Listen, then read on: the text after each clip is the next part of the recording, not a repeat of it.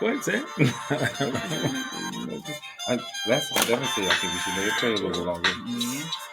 Welcome to another episode of Above Average Black Men. We're actually 2 minutes early tonight, guys. We rolling here, man. Yeah, man. Lots to talk about. We got our very special guest over there, Mr. Frank Robinson, my brother and friend. We just talked for over 20 years. We hear from him. You know these two guys right here, but Hey, yeah. But again, welcome to another episode of Above Average Black Men. You know who I am, Chris Pender Sr. Chris Jr., again, Above Average Black Men, where we are here to inspire, empower, and uplift the community. Devin Pender, just here to say, like, follow, subscribe, and share all that good stuff. And comment too. You can do that as well. We need that for sure.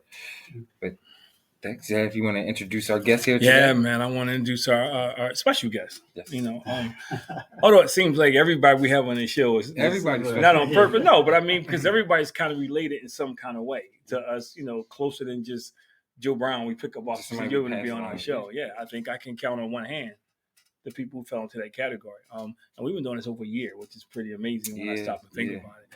But yeah, Frank and I go way back on People for People, Urban Family Council.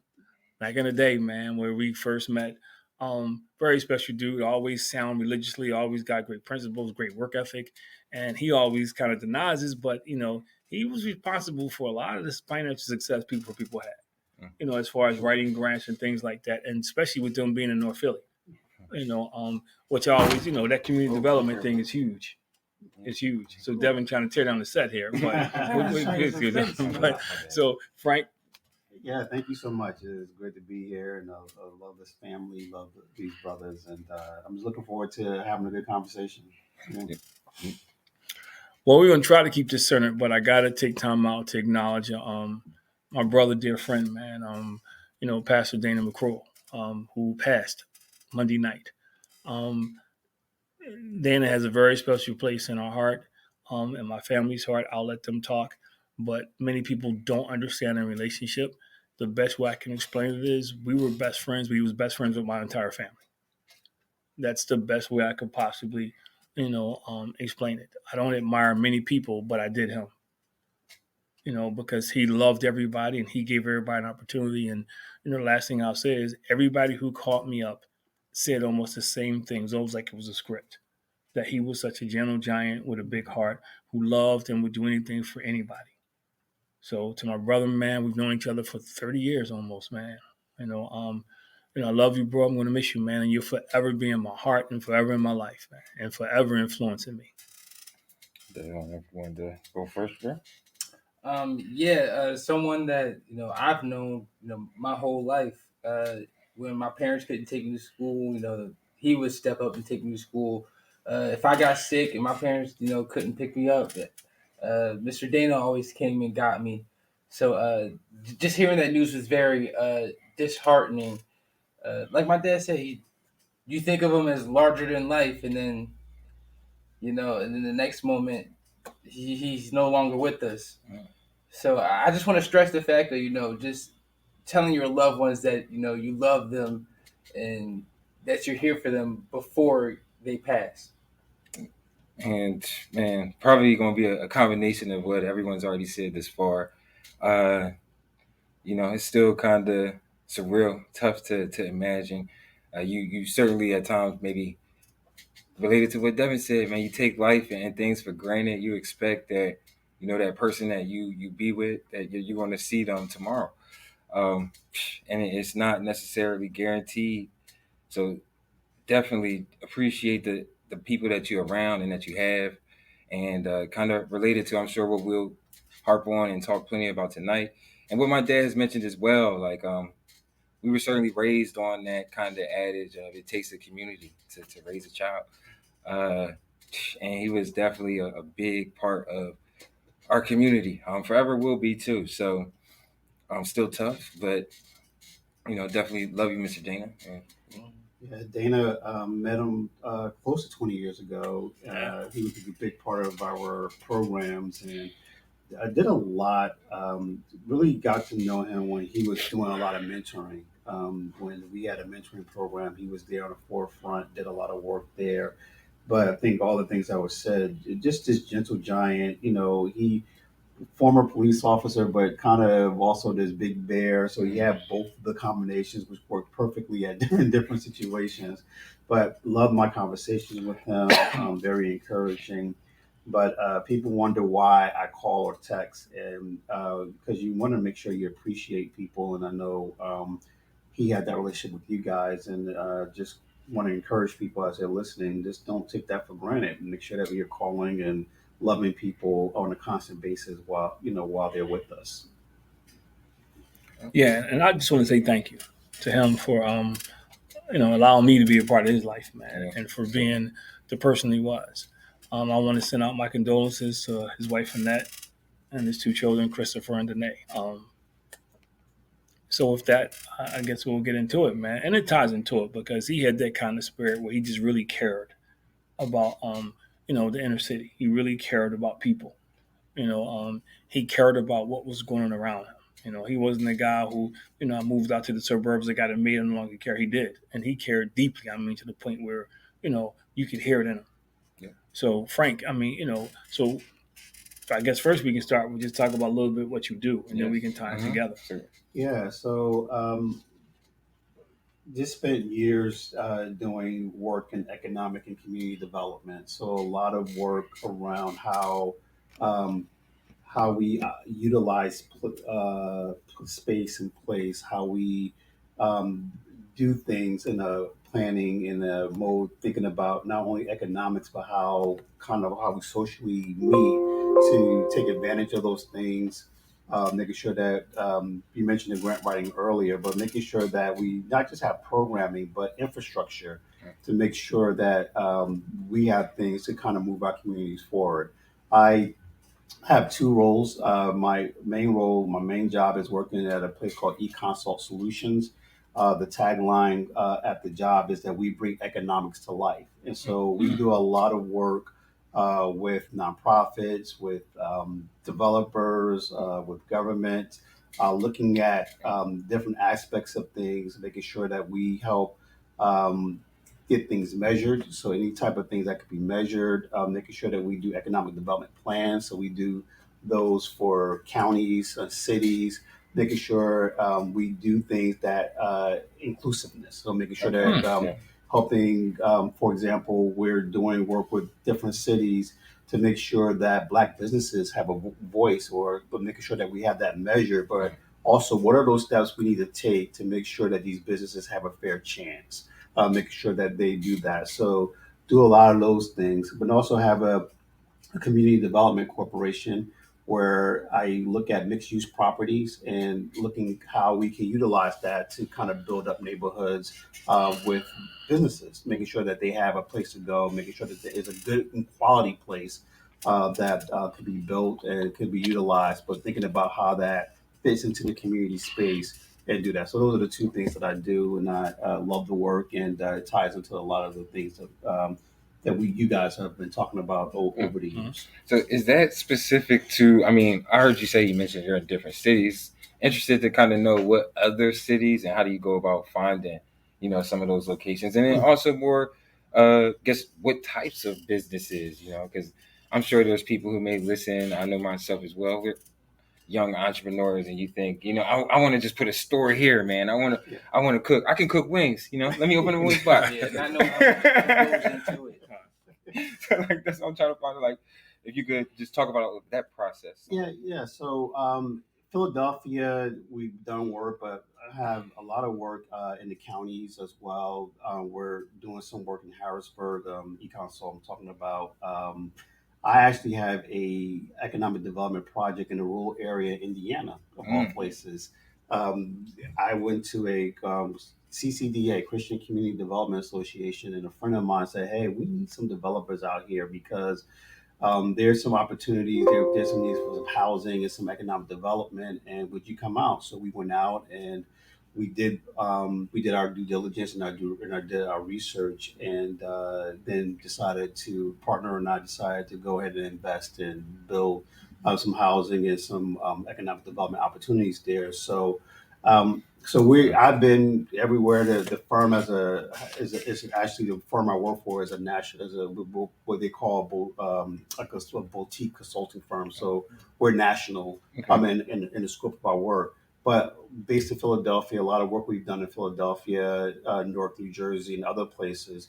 To answer the other part of your question, and I know we can expand on that a little bit. Is Hmm. that first of all, is advocacy. So the work that you guys are doing and the work that it needs is important. We're still in this area where we still face discrimination. Hmm. We still face, old vestiges of how people are perceived of color. So there's still a need for advocacy for that. But along with advocacy, capital, making sure that there's access to capital for people to make sure that they have. One of the things that people of color uh, are still wrestling with is that there's a quality project, making sure that those people are ready to do that. What do I mean by that? Credit is one thing. Yeah. Making sure that we have programs that will help people of color make sure that they have credit worthy, so they can do that.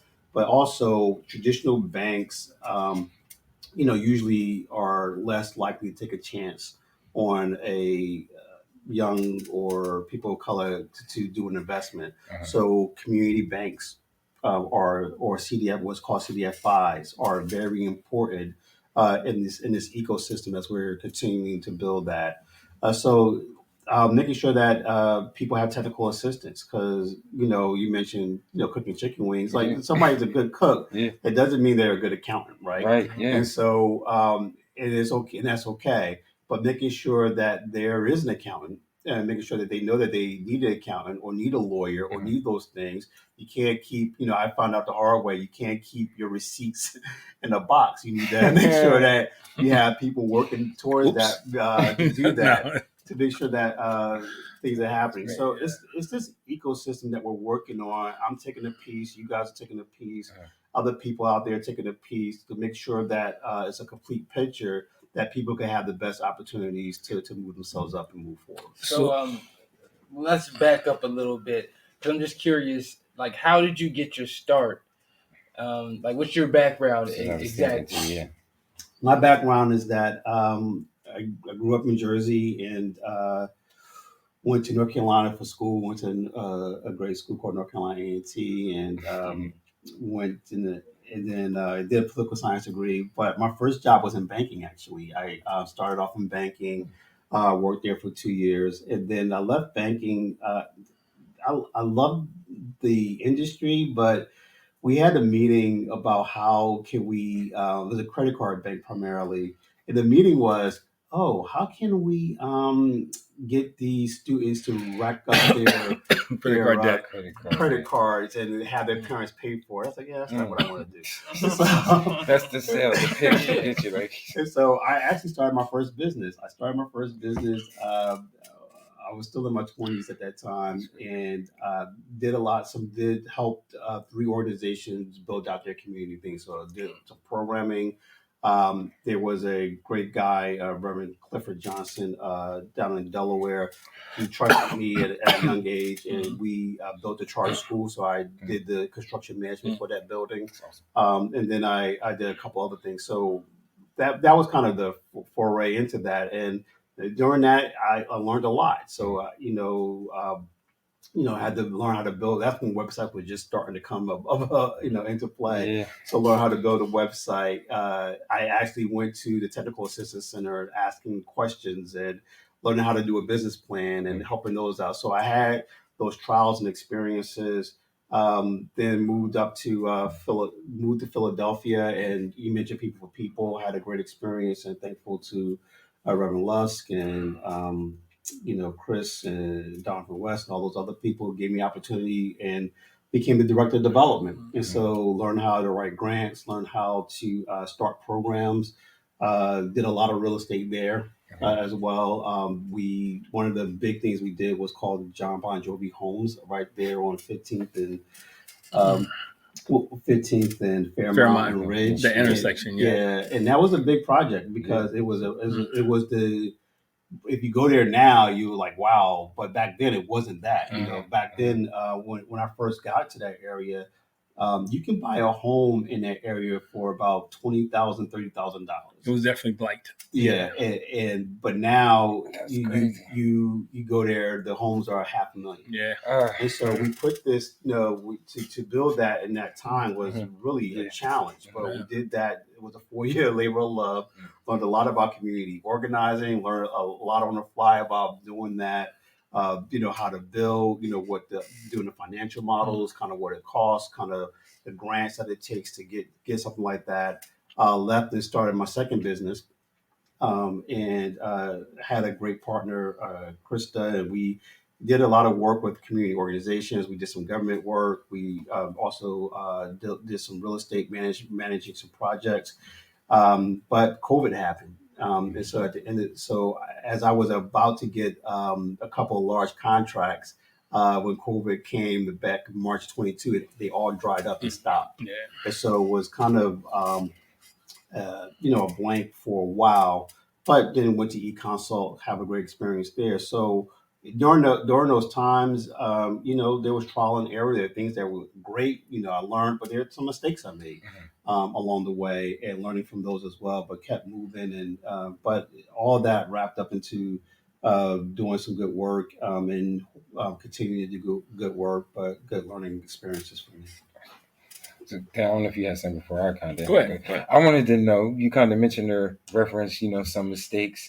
I feel like I'm kind of trying to transition into another part of my life that is kind of major and certainly a new field. But I'm anxious to know, like, what were some of, I guess, trials or tribulations for you where kind of that was like the biggest, I guess, like big takeaway that kind of helped you move forward. The big takeaway it was do your due diligence, right? So real estate, but particularly just doing due diligence to make sure that you do the research, you do it. You can't overdo it, so you can wait too long, and you can miss opportunity. But to go in and not know, have some of your homework done.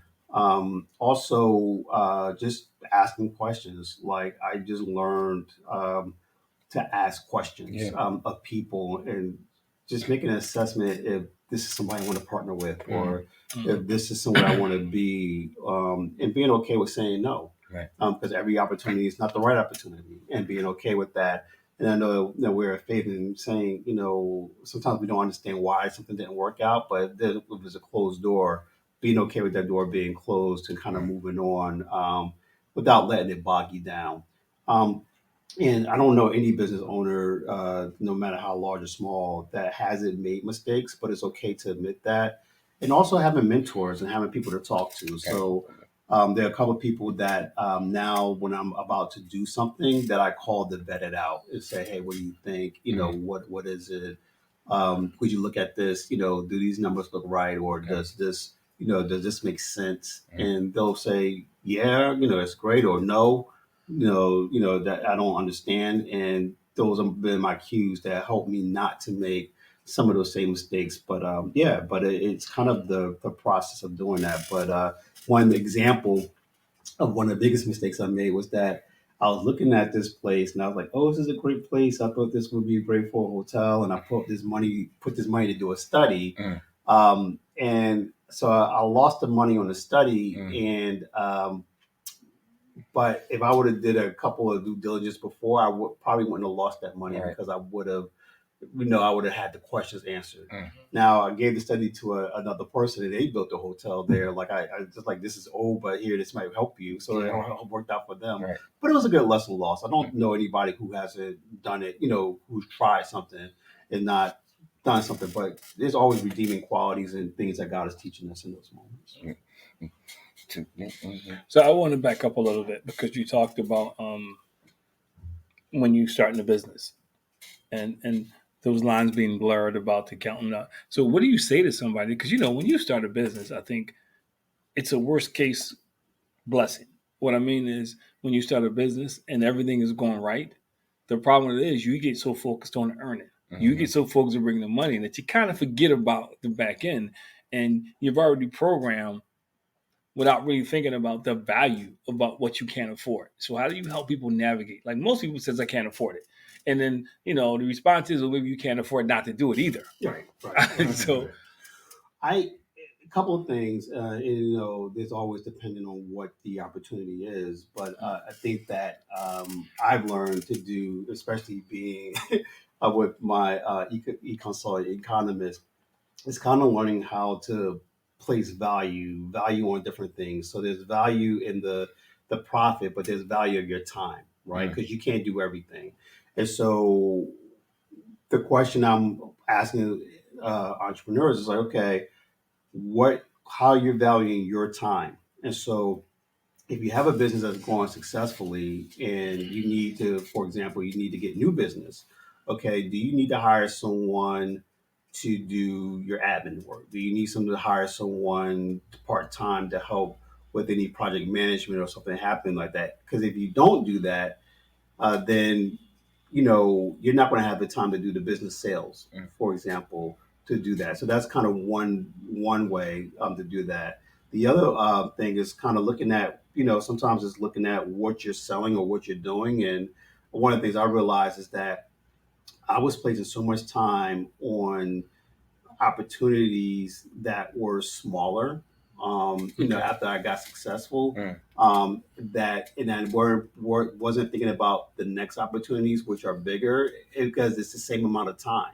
So the time to do a $20,000 contract for me in consulting was the same amount of time of doing $100,000 contract, and I wasn't thinking at first about what the leap is, because you have to grow at some point. You can't keep doing those 20. Sometimes you take those contracts because those are the things you need to do now. Yeah, I was going to say, was there anything that made you come to that realization, or was it just like that comfortability too? Like, it's just that nature of I can quick, easy get this. But that's when the mentorship comes in, right? And that's when the mentorship comes in, and that's something that someone taught me. So a guy named Curtis, and Curtis was teaching me that. And he was saying, hey, you're doing these small contracts for 20,000. You need to step this up. You have I had a minority business certificate. I had those. You can get some of these bigger contracts and subcontracting and doing that the same amount of time you're spending on these $5,000, $10,000. And then I learned to say no. Part of the time is that when you're doing something successfully, people want to ask you to do stuff for free. And I stopped doing that. Like I said, no, I can't do this for free. I mean, I might do something voluntarily, but that's my time, especially in the consulting world. And so I was like, well, that's my time. I can't do this. Or like people ask you to be on boards, for example, but then they want you to work like you're working for the board. Yeah. So I learned to say no to certain things like that. But I mean, that lesson can be applied to other things. So I mean, if you're a restaurant, you're starting off and you're doing everything. Well, if you're growing your restaurant, if you're servicing a couple of customers, you can't do it all, right? And the other thing about if you're having people coming on, is about training people. So making sure you're training people, making sure you're spending time with that, because it's your organization, right? It's your thing. So making sure that you're training people and getting people that's going to give you quality stuff. And the last thing I'll say is that I learned not to be cheap. I think that a lot of times we want to cut corners. Corners. We want to do this. I learned you get what you pay for. And so if you want if you want good people, you have to pay them. If you want good, that's true. If you want good subcontractors, you got to pay them. And if you do that, it just works out where it lifts everything up, and you'll find it more fulfilling and more fruitful. So those are some of the things I learned. Are there like any projects or opportunities that may have crossed you and you're like, I don't know about that one, or are there like any projects that you may come across like, I regret passing on that? Oh yeah, definitely. Yeah, that's a good one. Yeah, I definitely had both situations where there are things I look back and say, I was reading about an actor. He was like, I should have took that. I took that role. Right? That was a big time movie. And you don't know, and it's an ebb and flow thing. And I mean, even those things are learning experiences. Right. But there's definitely times where I've said, I don't know, and I was thankful that I didn't. And a lot of it had to do with who you're partnering with or where it was. And it just wasn't the right time. And, as people of faith, you just say, thank God for closing that door. I would have walked through it, but it might have been a mess if I did. Well, that's what I wanted. My next question to you was about the faith portion of it. I mean, it's easy. Most people, it's hard to say no Mhm. because the money is coming. And if you don't have a certain amount of faith, you get focused on the money. Yeah. You get focused on the money, and it's easy to get pulled into, I got to do what I got to do to make the money, because that's the world thing. So how do you balance that? I mean, especially when you don't know if you're going to get another like I know, Yeah, and I agree. what I'm doing, people come across, and I had to learn to say no. And I learned what you said, the valuable lesson, the same amount of time you put in design a program for somebody with 500 people, 1,000 people. But also struggle what I told you, that, hey, I got an opportunity to get, sign this deal for like 25 G's, man. I don't get Right, I don't right get many now. chances to Yeah, get yeah, yeah, 25 yeah. G's, Right now. at one time. So Yeah, I think that I would say that my faith has evolved in that because yeah, I gotta get I you know, a lot of things happen when you're thinking of business or doing that, and I think that I'm thankful that God continues to speak, and that He doesn't leave us where we are, and His grace is sufficient. And I say that to say that I think one thing, just being really basic, I think I stopped compartmentalizing things, right? Because we'll say God, faith here, business here, and when I kind of reread the Bible, and the Bible has a lot to do with business, like, and a yeah, lot to do with faith, and I think that we separate that. But I mean, think about it. A lot of the major characters that are highlighted in the Bible are not prophets. yeah. Joseph is not a prophet. Mhm. Joseph was an economist. Wow. David was not a prophet. David was an administrator. He was more of Yeah. a president of Mhm. a nation. Moses was not. He has a prophetic Yeah. voice, but Moses kind of led people and was an administrator in Yeah. different things. Adam was a farmer. Nehemiah was a cupbearer. Nehemiah was a cupbearer. Yeah. Noah was a nautical engineer. And so here we had. So when I looked at the Bible from that perspective, Hmm. I just started to say, I started to say more, there's relevance here in wisdom and how I'm running things. And so I had to come to that realization. And then, to be honest, for me personally, this probably might not apply to a lot of people, but I just started to gain a self awareness of, like, like, hey, I can do this. Mhm. Like sometimes, you do things, but you still have these doubts Right. and you still have those things. And I kind of, that's why I say my faith evolved. I had to start to trust myself. Like I have these gut feelings, but then I go the other way. Mhm. But I learned to pray about it and then trust kind of what God is saying and then go with it. And then not to say that I still don't have mistakes or I don't make things, but I, I make a lot less of them now that I start to evolve in that. But that's become lessons learned, and kind of moving forward in faith and growing in that faith and seeing in God for who He is as a God of everything, not just cherry picking, God to be morality or God just to be or something's wrong, but in all things, we're to trust Him, and that business is included in that. So one thing that you mentioned, I don't mean necessarily go too far back, but I feel like it's tied to this as well. Kind of having faith, and when deals come around, knowing kind of what questions to ask. I feel like some people aren't necessarily comfortable doing that because maybe the perception that it may have on them, where they don't necessarily know something, or like they just again aren't comfortable asking or know what questions to ask. So, I mean, I'm interested to know, like, was that something that was always within you? Is that like a learned behavior or something that you It's a kind of learned came to? behavior. It was not always within me. It's a learned behavior because I think to your point earlier, you think that people, you don't want people to think that you don't know or something's happening. But I read a couple of things, and I mean, we go back to Bible. I mean, Jesus asked questions, and not because he didn't know, but he was trying to bring out understanding for people who could know for themselves. And I think that that's kind of one of the things I learned. But I read a couple of books about asking questions. But one of my mentors, early on taught me the value of that. And I don't think I got it at first.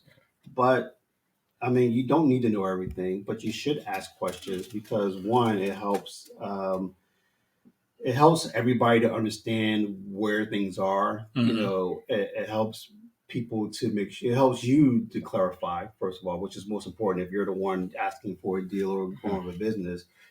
It helps people to understand, kind of set the table about where you want to go and where things are. But it gets questions actually helps people to, it helps you to paint a picture. So no matter what I'm doing now, if I'm if I'm doing a sermon, if I'm looking at that, I'm asking questions of it for understanding. And I think that's okay. And again, that's part of my growth. I did not do that. I was always the type, didn't want people to think I was weak, didn't want people to think this, you're supposed to know. And there's some things you should know. So it's about asking, but it's an art to asking questions. And I actually teach this on one of my business classes about like, how to ask questions but ask the question. It's better to ask the question than to leave it nebulous on the table. If you're teetering on which way to go, ask the question. Right. Yeah. Yeah. Well, see, I didn't even know you taught a business. And that was my next question. I was about to be like, yo, can you give us some other things without giving us the free course? Because I think, there's a lot of people out there who have business ideas in them, who have things in them they have not birthed. It's an art to it. And then there's a lot of people who have great ideas and they birth them and they don't know how to manifest them into something, the way it's supposed to be. They get, like, for instance, a guy who sells dresses out the trunk of his car. And he's knocking it out the box, man. Knocking it out the box. He gets a storefront, but he still got the same principle selling out the trunk. He just doesn't. Great idea, great location. So what are some of the things, like Chris said, without giving away, that you would share with people in your class? Like, hey, what are like 3 things that they need to do?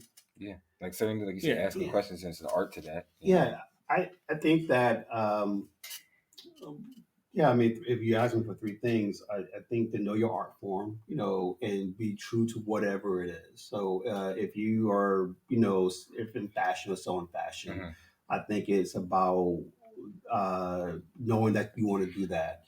I think it's about making sure that you know that well, and whatever it is you're doing, keeping up with it. So if you are, a hairstylist or a barber, you should know what the styles are. Trends, You should know what the trends are. And if let's say that you're a barber in North Philadelphia, and you're by Temple, well, you should know what's happening around Temple, because when people come to you, you should know, like, be able to talk about it. You should be able to banter and those type of things. So it's knowing your environment, knowing that. And then again, the third thing I would say, knowing what you're good at and knowing what you're not. Most entrepreneurs are good at what they do. Like, they know that they're good at, whatever making it is. this product, or and be okay to get the support and the help that they need for other things. The fourth thing I would say, and we talked about this a little bit, is don't cut corners.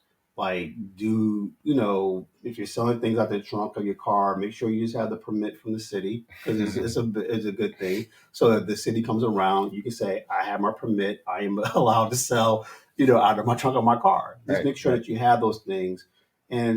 And I think that this is important, especially for people of color. Just do it with quality. Like, do things with quality, with the intent that if you do it, that those people are going to repeat and come back. You want those people to come back. Make sure that we're giving good customer experience to people. That's very important, because you need those repeat customers. 80% of your business always comes from 20% of the people that you serve. So making sure that you're doing that, making sure that happens. And if you do those things, those are the recipes. All the other stuff, we can talk about marketing, we can talk about other things, but those things are kind of what makes a business work. And I think that the last thing I'll say is that businesses are not for everybody. I think that everybody is, not cut out to be an entrepreneur. It's a lot of work. It's a lot of time. When you start things up, it's a lot of dedication. And you gotta really be ready to take that on, the good and the bad. Yeah, it's great that you said that, because I feel like we almost live in this time right now in society where everybody wants to be or thinks they're some type of entrepreneur. again, I mean, we probably say this quite often on here, like in this social media age. I feel old saying that. Yeah. But like, but it's kind of the truth. Like you see people online, I'm selling this, like I'm starting this company, I'm doing this. And some people kind of give this persona that it's just this glamorous lifestyle. You know, like I'm making money, I'm getting cars, going to restaurants. But kind of related to what you said, it's definitely tiresome. It's countless hours that go unseen by people.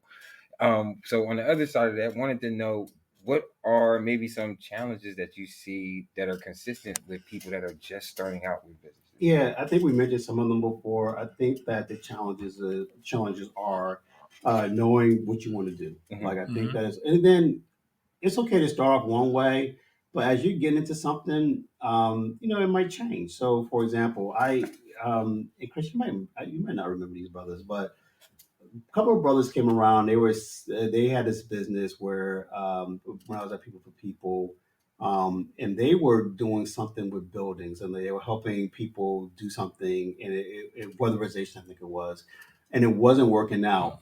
But what they found a mentor, and it helped them to switch to solar, I and then remember. Yeah. they started this company called Vault Energy, and I mean, like, and it took off. So they started one way, it wasn't working out, but they were able to pivot, and that's okay, Yeah. and that happens because the market changes. New technology comes in, all this disruption we have, and disruptions seem to be faster and faster. So I think that that's okay. So knowing how to pivot, knowing how to do that is a good thing, and that's part of the entrepreneurial mindset that you have to have. Um, yeah, I was reading this book about Jay Z actually, and Jay Z talks about the hustle. But what about the hustle? Is not just about making money. It's about this this value add. Any type of business you're doing a value add. You're not there to make money. I know that seems opposite. You're there to provide a service, and they're paying you to do that. So no matter what business you're in, make sure that you provide the value, make sure that you're providing the service, and making sure that you're doing it at a fair price. And the rest of it, not the rest of it, but it takes care of itself. So if you're taking care of your customers, you're taking care of the value, you're doing those things, the other stuff takes care of itself. But I think a lot of times people think the other way around. They're like, oh, how do I make this money? Yep. And then they're trying to make the money, and then there's nothing about the value, nothing about the service, nothing about the quality of the work, and they go out of business, or it doesn't work well because they went with the wrong mindset. And I think that's part of the problem. Yeah. What was the idea behind this business course, and like what specifically kind of course is it? Is it like specifically towards advertising? Is it like more social media? Is it like more Startups. integrated? Yeah, I so the business courses. I'm a adjunct at Caring University out in Salem, and so I've taught a couple of courses there. The main one I teach is international business, but international business is a really broad curriculum where we talk about marketing, um, we talk about entrepreneurship, I have even have them do a simulator where I give them. So one thing I do in the class is that I give them all a $10,000 check, and I say, "What business will you start?" And I give them, and they come out with generating out business ideas. So it's a broad curriculum. We talk about all those things. I teach a managerial accounting managerial class where we talk about what does it take to manage a project. This is from an entrepreneurial perspective. I've also, I taught businesses about nonprofit management and nonprofit accounting management, particularly. I mean, because not nonprofits are just entrepreneurs who have decided to not take a bottom line, but they are doing that for the community. Right. But you have to make money. You have to do all those other things to be viable and to continue to do that to be sustainable. Is a word. So I taught that class as well. But all of them have the same kind of thought line and thought processes, is that instead of the value is that you're not, you're bringing value to whoever that client is. So whether it's a mentoring program, as you guys have done, or whether it's feeding the homeless, or whether it's that's that value add, and how Do you structure this program? How do you run this to make sure it's sustainable, to make sure that it's around, but make sure that it does what it's supposed to do at the end, in whatever service that is. It's funny because somebody just sent me something, and you may not know. I want to get your thoughts on it. It says unused space at Philly rec centers will be offered to local entrepreneurs who get free rent in return for mentorship. I just heard about that. Oh, okay. Yeah, I didn't hear about and that. it's also and also they says applicants will now open to participate in the program, which also offers grant to outfit the space. Oh, nice. That sounds great. I think that part of the if you're an entrepreneur, depending on what business it is, space is a big deal. Yeah, it's huge. If rent is a big deal. Of course. If the city is giving grants and the city's helping to outfit the space, and if they're going to help you do that, I think that's a great idea. It's kind of some of the things that entrepreneurs in certain places need. So, I mean, going back to your example about somebody in the trunk of the car, if they have a space where they can have a warehouse, they can organize things, that might help them Right. to promote or, to do certain things that they couldn't do out of the trunk of their car. It's the next level up or next step. So, I don't know about the intricacies of the program. This is the first time I'm hearing about Right. it, but it's a step in the right direction. Somebody literally just said it. Well, I say that because part of the thing when I posted about the show, I talked about the redevelopment, through community development. Yeah. And a lot of times when we talk about redevelopment, it's not really community development because people from outside the community. Right. So they come in, and people in the community get left behind. Either they raise the taxes, can't afford the taxes, or now all of a sudden you got this 3-story row house in the middle of $4 million houses. Like I know there's one school in North Philly where they actually redistrict the schools so the kids don't have to go to that school. Right. And the houses are literally less than a block away. So those things don't benefit the community because now you're taking dollars away from the school. Right. So, I mean, I brought it up because I think it's interesting when people think community development, they see stuff being built. They don't realize that it's not always for them. Right.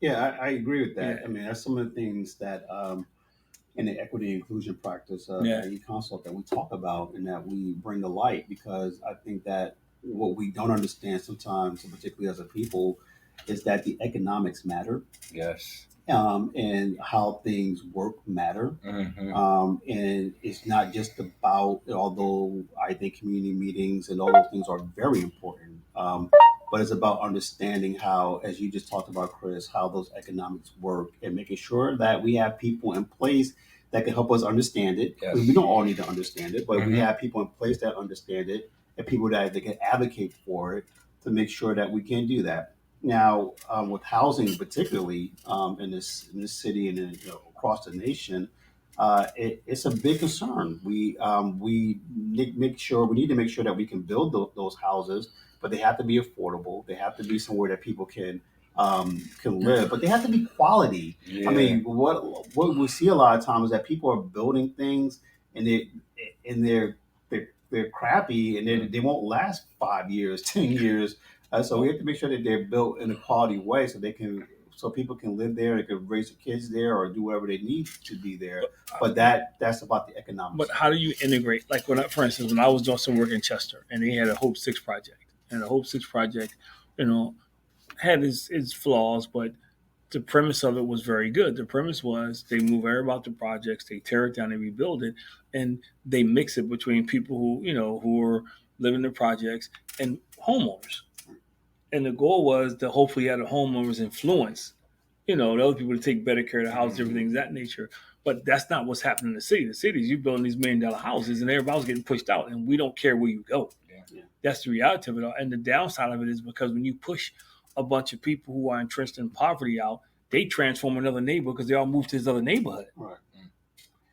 Yeah, I mean, that's been the age-old question, right? I think that Hope 6 was years ago, but that's still happening. I think our city actually is attempting and trying to do a good job. So I'm looking at I don't know if you guys seen kind of what PHA is doing on Ridge Avenue and the Sherwood. They actually run vaults. Right. They have a school. Right. Yeah, they have a school. And so they've done some really innovative things where they bought a grocery store. That. Yeah. There's an African American owner. He's 27. Wow. a guy that has grown up in this, so they made sure that he got an opportunity. They brought in Mosaic developers Yeah. who are African American, one the largest African American developer right now in the area, Mm. who cares about this stuff Right. and helping and partner and find a way. I think that it's government can't do it. Mm-hmm. Private industry can't do it. It has to be this partnership where you have government who can justify and give funding towards some of these projects, but maybe not know how to build them. Mm. Then you have people like Mosaic who knows how to build, but who need to make a profit and can't do it without helping with some government funding, to help with the spread. Mm. I think it's about companies and government coming together to provide innovation solutions Right. where it's not only about the housing, but then you're building whole neighborhoods, Mm. just like you talked about. And so I think that going back to Ridge Avenue, I think that's a really good success story. So you got a new grocery store. You have a couple of new businesses there. You have things A happening, school. but that's happening. I think that's a good way to go about it. Right. That's the way to do it. I mean, the wouldn't be downside is the neighborhood is being transformed because with housing, an average person won't be able to afford to live in those houses around there. But my next question was, is that something you do? And I'll get to the question, or is that a career opportunity? Somebody facilitate those conversations to put those pieces together, like you just said, because the average person does not know how to put those Yeah. those pieces They're together. kinda They don't asking know. about that. Yeah, it's so much happening, and but there are people out there. So Right. there are a number of people out there who are doing that, who are advocating for it. A number of organizations that are happening. So going back to the example, that is for people to be able to purchase a house. So there's a first time homeowners loan. There are other ways that they brought the house down to be affordable, so people who Okay. are below income can have that. They're also building some of the PHA, so they're building new housing stock for people to rent that need to do that, because a lot of the houses in Philadelphia is an old city, Yeah. and so the houses didn't work anymore. So they're doing that, and they're spreading them out. To your point earlier, so they could be in the mix of that. So we criticize government a lot, and we criticize people, but there are people who are being innovative in their thinking, and I think that we need to acknowledge that. Now, do we need more of that? Absolutely. Yeah, certainly. But there are some good things happening. There's some good people doing some good stuff, which is enlightening to see, and we need to shine a light on that so we can see more of that. Right. Right. Because people are hurting, and people need quality places to live. We need quality businesses to go to work. Like we said, everybody's not going to be an entrepreneur. So Uh-huh. this 27-year-old guy is not hiring 50 people Mm. to work the store. Mm. People from that community. Right. Right. That's Man. important. What I'm looking at now is, it's not coming up fast enough. Yeah. Because I heard the average rent in Philadelphia was like $1,300 now.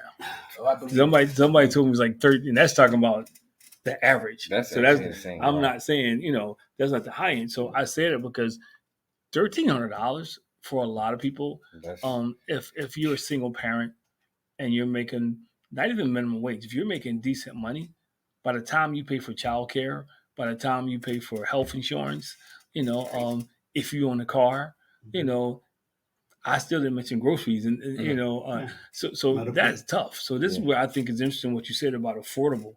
Yeah. Because I think if you can offer people, and this is being a wild idea, somebody's going to say, if you can offer them affordable housing and teach them skills of investing and how to increase, and how to produce disposable income, I think that's what communities need. Oh no, but I mean, kind of related to that, I guess. Yeah. Kind of piggybacking on that, I just had questions. Is it like, how do we educate people and let them know that we actually need more people like you, to Because speak I'm gonna up say for one us and thing: make sure that these it's things are happening. hard if you're paying. It's hard to get ahead if you're just going paycheck to paycheck. Yeah, it's almost impossible, right? Yeah. And that's why you do that. I think that some of the things that we're doing still holds true. There still needs to be advocacy. Uh-huh. We still need people out there to let people know. I mean, think about it. It's harder now than it was before. You have so many voices out there. You have so much. You have TikTok, you have Facebook. By the time you watch the dance or whatever It's a new to one. distract yourself, you got to find ways to get to people. But that's why you still got to go door to door. That's why advocacy is important. That's why churches and places of faith are still important because they can get the message out there. That's why these these shows are important. So someone hears this, they can say, "Oh, they can do that." But it's still that's still needed. I mean, Mhm. some of the things that Yeah. we've gotten away from because we depend on these Phones, phones gadgets. and gadgets. I Mhm. think those conversations, those types of things, still need to happen. We still one of the things I one of the I'm gonna pivot for a second. One of the big things I have the peeves I have about nonprofits is that they don't put any money into marketing. And Mhm. then that's the thing that they need the most. They need to Yeah. market their programs. And so when I'm talking to foundations, I was like, you gotta let these organizations put bigger marketing budgets there because if you don't, your message is not going to get out, and it's going to Yeah. be Mhm. drowned if you Yeah. don't do it the About right all these way. other things, And right? so if we need to find ways to help nonprofits, particularly found people who are working at these foundations, allow for bigger marketing budgets so they can get these messages out because the message needs to go out. We need to help people change we're changing. We talk about our faith. We're changing people's hearts. We're changing people's minds, and they can't get that if the message is not connecting with them. We need that. Mhm. What? One, Go ahead. I'm No, go sorry, ahead. real fast. I just noticed one common thing I've noticed you said a lot in this interview is like the presence of a mentor. So I was just curious who really inspired you or really helped you get started in this industry, or who are you helping out right now that you may be mentoring as well? Yeah. Yeah. Good question. I would say. I mean, I talked to Chris. Chris and I, we talk. We do that. Another person is Reverend Clifford Johnson. He's been a mentor. He's done a lot of this work. You know, I talk to one of the persons I talk to a lot is my wife, who's very wise, Mhm. and Mwini. I don't know if you guys know Mwini Wanzia. I don't. You don't remember her, but Yeah, yeah, I still. Who? Mwini and Krista. I don't make a move without talking to them. And so those are people that help me who have been in those places. There's a couple other people in that category. I have some mentees at work at my job that I'm working with. I work through. You know, I have some good friends. James and Akeem, we three guys, we sit there and we talk and we strategize and we're like thinking, like we're asking each other questions and poking holes or doing those things. I think that's been a helpful relationship. So, I mean, yeah. So, and then again, some people at work that I've been mentoring younger people, and but some of my students, some of my former Mhm. students call and we talk, and anytime they call or talk, I pick up the phone. Right. So I mean, I'm kind of related to mentorship too. I'm intrigued to that process. Like, how do you go about it? Like, what when you talk about questions? What type of questions do you ask? Like, what do you look for in a mentor? I know probably some people give the have that idea maybe that they have to be doing the same exact thing that I'm doing. Yeah. I What I look for in a mentor is, first of all, I try not to use the word mentor because a lot of people get scared because they think like it's They just get offended. They get it they get the old. atomic. Sounds- So I think that I just look for connections. It doesn't have to be necessarily be a one on one. So like it doesn't have to be somebody in real estate per se, but Mhm. someone who's done things who can do that. Somebody who's going to be honest with you. Right. Someone who's going to just say, "Hey, this doesn't look like a good idea," or "Hey, I want to know." And I had to prepare myself because I was the type of person that didn't want to hear it. Like I Mhm. didn't, you don't want to hear. Yeah, It. I don't yeah. know. I was that type of person. So I know I get it. I, Like somebody saying, "Hey, that idea's not good," or "That's not going to work," or like think about you know, rethink that, I revisit had that. you have ego. So Yeah, like yeah. life does that. And I just look at somebody I could talk to. Like somebody I could talk to, laugh with. We before this, we talking about being on the golf course. Somebody could be on the golf course and say, "Hey, let's talk. Let's do this." And I mean, those are things I look for. But they have to have some measure of success. They have to have some measure of listening and wanting to do that, but also some honesty and that feedback. That's what I look for, and that's what's been helpful in my growth because I wasn't always there. Right. I think that's important because I'm kind of like on that journey right now. Like, that's why I feel like I'm asking these questions. These more so for me, like people. Hopefully, y'all can pick up on this too. Like, Well, I mean, I do, and I know we're going to close. I want to point this out. It's not as easy as you said to get a mentor. So that's my last question because I know, difficult journey. I've approached a bunch of people throughout my career. Said like, hey, and they'll tell you, yeah, but they don't even make time for it. Yeah. It's like, yeah. Especially, if they talk to you and it seems like I had to say it, but say, man, I'm talking to Frank. Frank's pretty sharp, so. Yeah, I learned not to ask Yeah. for mentor.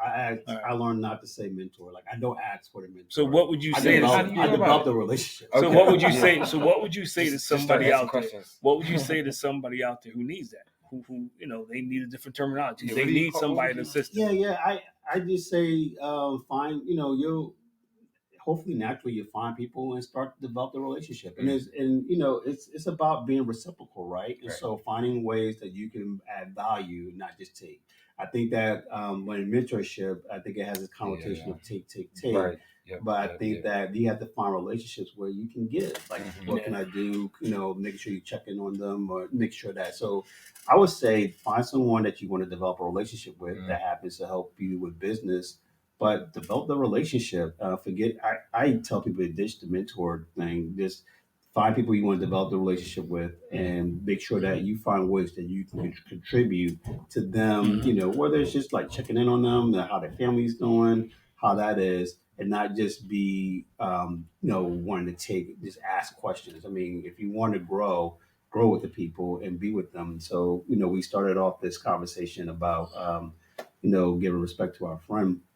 But it's being there at those times, being there at those times and, the times that matters, not just taking away from the business side of it. Well, man, I want to thank you, man, because you dropped some real nuggets out here. And I want to work backwards. I think the last one you dropped was probably the most important one because a lot of people are told to find a mentor. Even spiritually in the church, that's what they tell you: find a mentor. And that's insight because I thought like that. Yeah. And then I finally got to the point where I kind of gave up on it. And we were talking about it earlier, which is probably to my fault. I don't have that whole inner circle thing.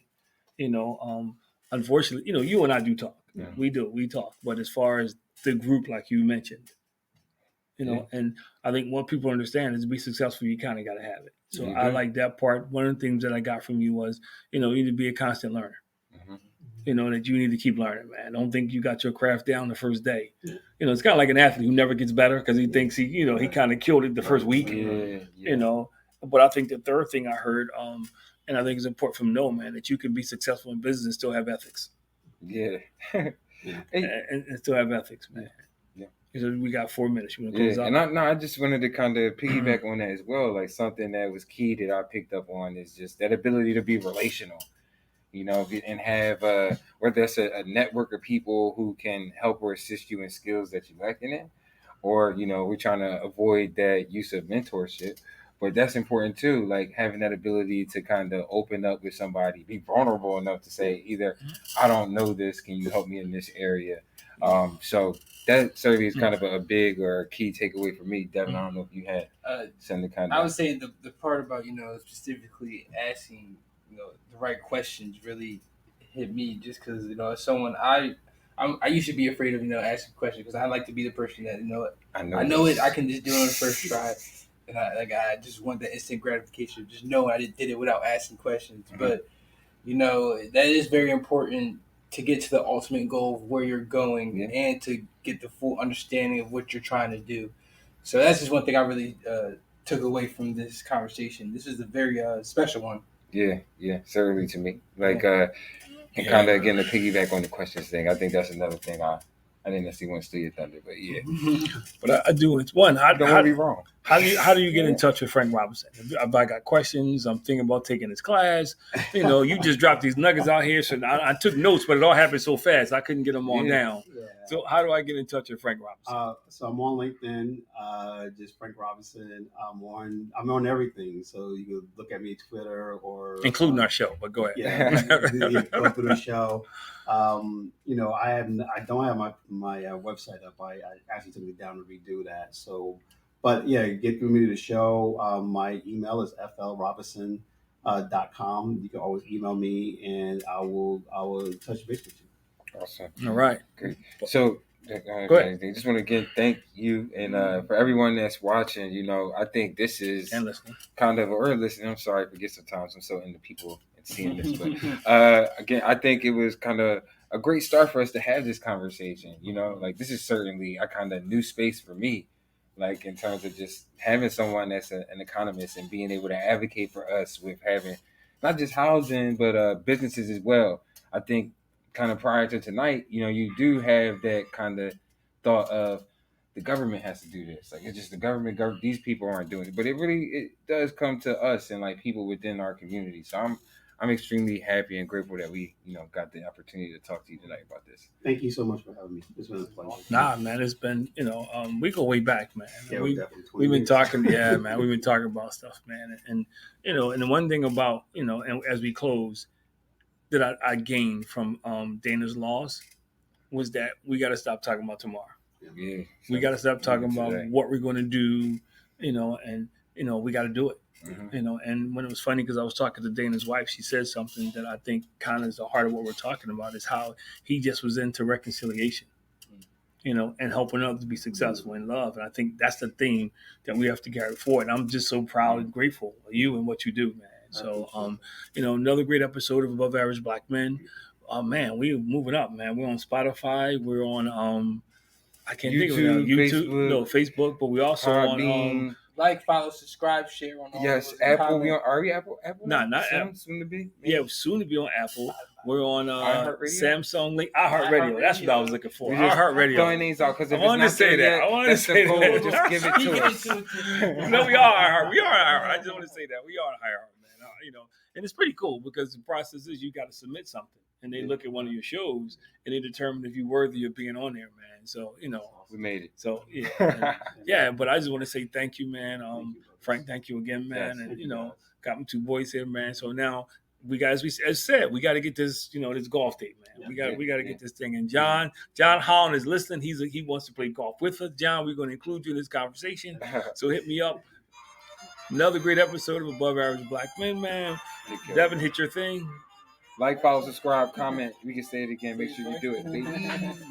We'll see you guys next week. I already did.